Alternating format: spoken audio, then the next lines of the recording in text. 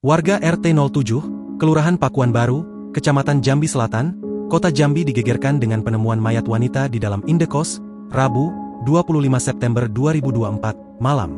Mayat wanita itu ditemukan dalam kondisi membusuk di dalam lemari kamar kos-kosan. Peristiwa itu menggegerkan warga setempat hingga warga berbondong-bondong memadati sekitar lokasi kos-kosan tersebut. Mayat tersebut berada di lemari 4 tingkat.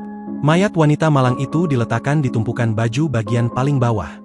Dari informasi yang didapat di lapangan, mayat wanita tersebut ditemukan sekitar pukul 18.30 waktu Indonesia Barat malam. Korban terakhir kali terlihat oleh penghuni kos lain pada Selasa, 24 September 2024, malam.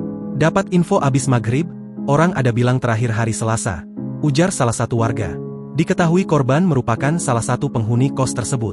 Sementara itu menurut kesaksian sejumlah akun Instagram, wanita itu bernama Feby. Namun polisi belum dapat memastikan identitas korban dan penyebab kematian korban. Saat ini mayat wanita tanpa identitas itu sudah dievakuasi pihak kepolisian.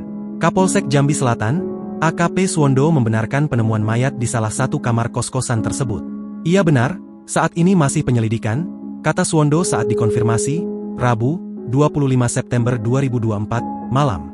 Saat ini, kepolisian masih mencari tahu identitas korban berdasarkan keterangan saksi dan keluarganya. Mayat itu ditemukan dalam kondisi mengenaskan karena tangan terikat di belakang. Wanita itu diduga merupakan korban pembunuhan. Saat ini, mayat wanita itu telah dibawa ke Rumah Sakit Bayangkara untuk dilakukan visum dan tindak lanjut dari dokter untuk penyelidikan. Download Tribun X sekarang, menghadirkan lokal menjadi Indonesia.